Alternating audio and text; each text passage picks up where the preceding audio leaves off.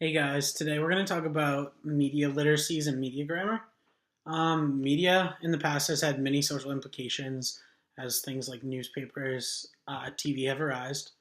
It can be studied and oftentimes is through many different ways. UNH professor Meyerowitz is pretty well known in this kind of area as a media theorist.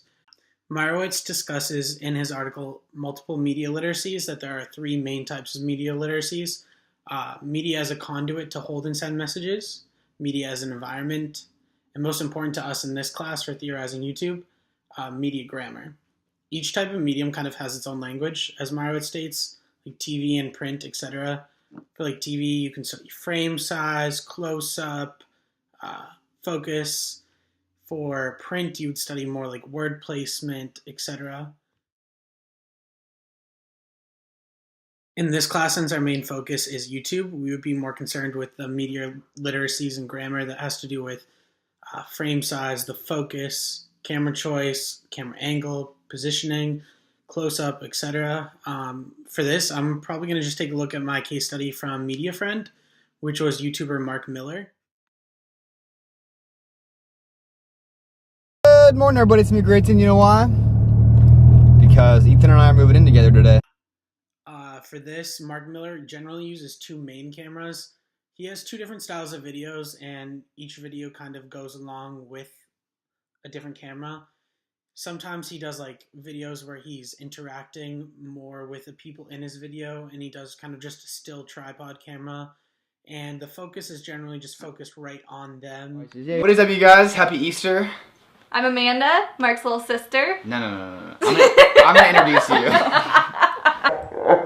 So while we were home for Easter, I said, girls, sisters, what haven't we done in a while that we should totally do? A video! So here we are. We're ready to go. Ready to go. We are playing What's in Your Mouth Challenge. Now I played this with Ethan about a year ago or so.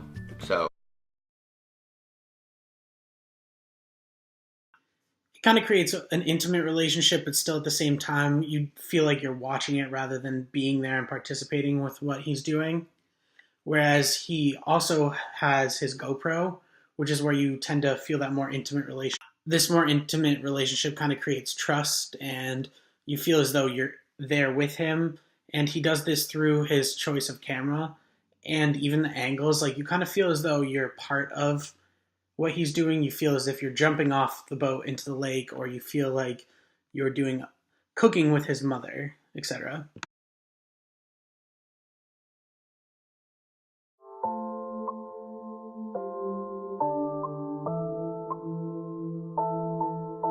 At 5 o'clock, I try to wake up from my bed. I'm tired, but I'm going through. I'm fine, I know the dream come true.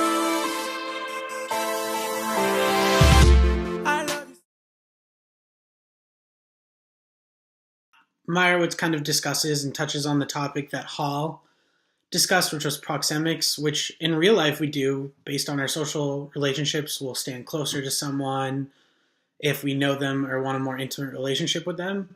And Meyerowitz kind of applies this to TV as well, which then we can take and apply to YouTube. Meyerowitz discusses this pair of proxemics, and when he applies it to TV, he talks about how they try to create a relationship with the person, the character on TV, and the audience by showing their proximity to the camera and the focus.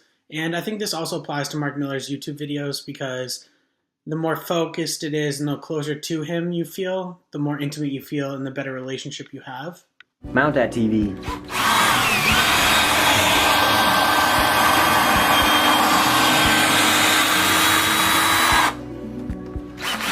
Someone call repairman, man. Meyerowitz also discusses in an article Garfinkel's idea of social relationships and things like that, how a person has a front stage and a backstage, and how we're constantly playing those roles.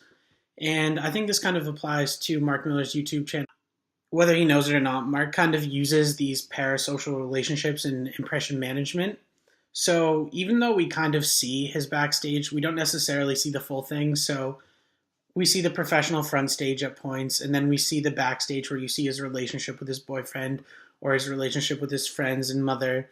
and his dog. But then there are other points that you really don't see, which I think is kind of his impression management, where you don't see things like him and his boyfriend arguing, etc.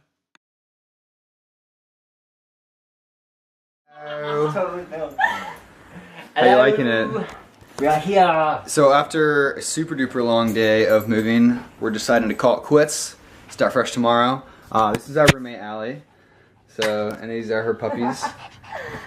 Marfizzle. So yeah, we have nothing moved in. We have tank tops though, so that's good. I think that it is important to study these grammar variables because we kind of want to understand where a YouTuber is coming from and kind of how that relates to our life. I'm not really sure though if each YouTuber actually knows what they're doing and whether they're really doing impression management consciously or using the frame consciously, as we would have seen with Hannah Hart, where in that video we watched in class, Hannah's face, you looked like you were on eye level with her, whereas in Mark's videos you don't necessarily always see that.